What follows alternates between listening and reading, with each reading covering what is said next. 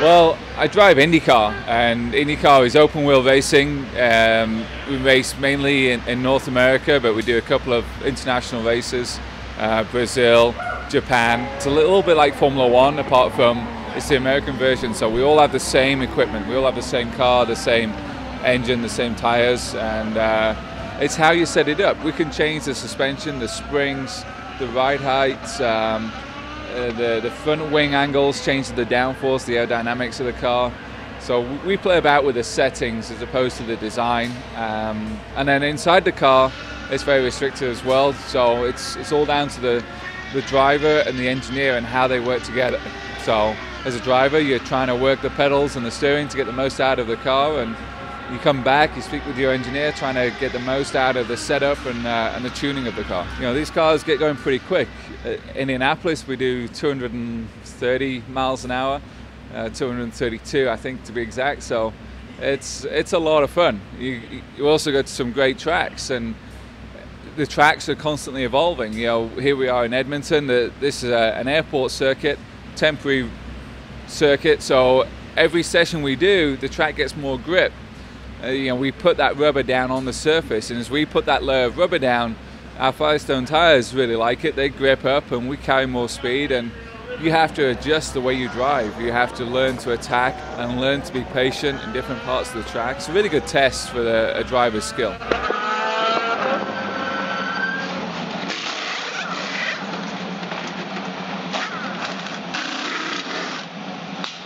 Yeah, I guess it's a drug. You get addicted to it. You want to, you just keep wanting to experience it. So, you know, in the race car itself, it's a mixture of the adrenaline and also the desire to be the best, trying to prove yourself and to go faster through the corners.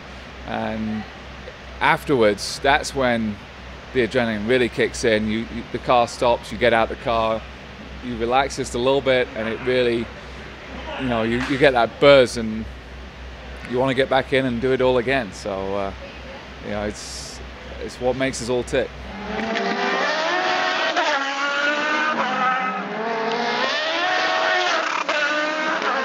Well, you know, it's your 10/10s, especially on courses like this that are very technical. I mean, this course has fast, long straightaways, very tight technical corners, great passing zones, so it's really cool. It's a lot of fun.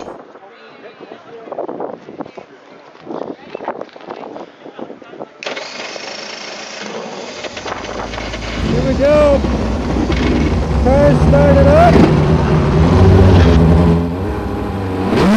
Here we go.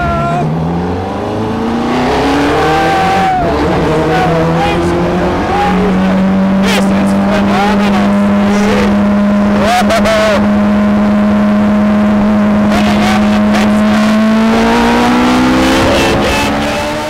You go around the course a couple times. You know, in your mind, it's just as an athlete, what we do in these cars is you got to learn every bump and what gear to be in and where to get on the throttle and where to brake, and you push the car and yourself every single lap to do better, and that's what makes, you know, a good race driver.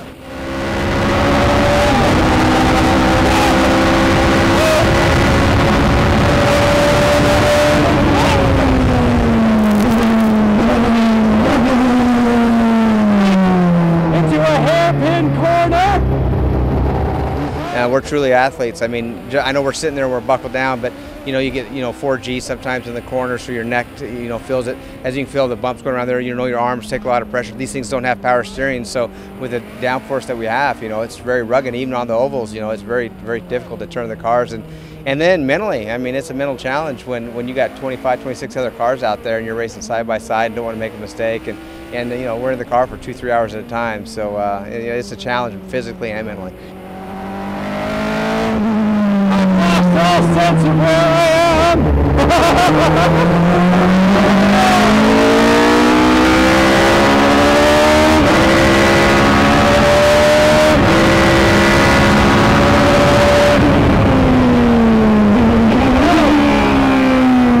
Braking is just phenomenal. We go from 200 miles an hour to 20 in about 2 seconds.